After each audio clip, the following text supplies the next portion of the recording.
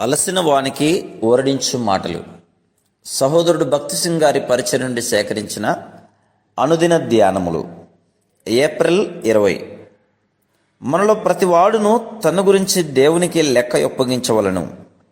రోమా 14:12. మృతుల పునరుద్ధానమును నిత్యమైన తీర్పును అనవి రక్షణ యొక్క 5వ 6వ ప్రధానమైన నియమములు. హెబ్రీలకు రాసిన పత్రిక 6వ అధ్యాయము మొదటి 2 వచనాలు. ఒక దినమున మనము మృతుల పునరుద్ధానమును పొందుమని నమ్మవలను. 1 కొరింథీ 15వ అధ్యాయము 50 నుండి 57 వచనాలు.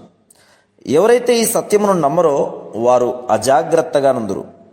పునరుద్ధానమును గూర్చి నేను నమ్మునదేమనగా, నా ప్రభువు ఏ విధంగా తిరిగి లేచెనో ఆ విధంగానే ఆయన నా కొరకు తిరిగి రానయ్యున్నాడు.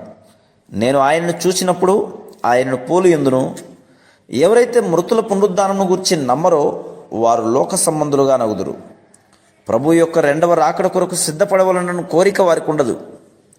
ఆ దినం కొరకు సిద్ధపరచబడట కొరకే ప్రతి ఆదివారమున మనం ప్రభు బలలో పాల్పొందుదుము. మీరు ఈ రొట్టెని తిని ఈ పాత్రలోనిది త్రాగునప్పుడెల్లా ప్రభువు వచ్చే వరకు ఆయన మరణమును ప్రచురించుదురు. 1 కొరింథీ 11:26. మన నిమిత్తము మరణించిన యేసుక్రీస్తు ప్రభు మనల్ని తీసుకుని వెళ్ళుటకు, మనకు మహిమా శరీరములను ఇచ్చుటకు మరలా తిరిగి రానయ్యున్నాడని ఆ విధంగా మనం ప్రచురించుదుము.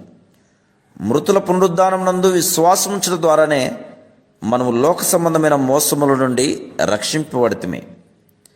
ఈ భూమి మీద మన జీవితం గురించి లెక్క చెప్పుటకు ఒక దినమున మనము దేవుని ఎదుట నిలవబడవలసి వచ్చును. మనలో ప్రతి వాడును తన గురించి దేవునికి లెక్క ఒప్పగింపవలెను. రోమా 14:12. మన మాటలను గురించి, క్రియలను గురించి దేవునికి లెక్క చెప్పవలనని దీని అర్థం. నేను మీతో చెప్పునదేమనగా, మనుషులు పలుకు వ్యర్థమైన ప్రతి మాటను గూర్చి విమర్శ దినమున లెక్క చెప్పవలసి ఉండును. నీ మాటలను బట్టి నీతిమంతులని తీర్పు నొందుదువు, నీ మాటలను బట్టి అపరాధివని తీర్పు నొందుదువు. మత్తయి సువార్త 12వ అధ్యాయము 36-37 వచన. నిత్యమైన తీర్పును గురించిన నమ్మకం మనకు కలిగి ఉన్నలా మన మాటల విషయంలో మిక్కిలి జాగ్రత్తగా నుందుము. మన మాట అవునంటే అవును, కాదంటే కాదు అని ఉండవలను. అనుకొనకుండగానే అనేక సార్లు అర్థం లేని మాటలు మాట్లాడదుము. నిత్యమైన తీర్పునందు నమ్మకం ఉంచువారు తమ ధనమును కానీ, సమయమును కానీ, శక్తిని కానీ వ్యర్థపుచ్చరు. మెలకువగలిగి జీవించుట్లో మనం మిక్కిలి జాగ్రత్తగా ఉండవలను. హెబ్రీలకు రాసిన పత్రిక 6వ అధ్యాయము మొదటి 2 వచనాల్లో చెప్పబడిన ప్రాముఖ్యమైన 6 నియమములు కలిసి ఉండును. మనం వాటిని వేరు చేయలేం.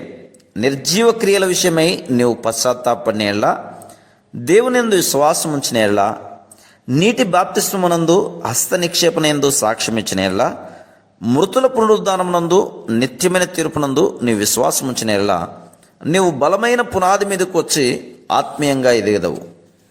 Praise the lord.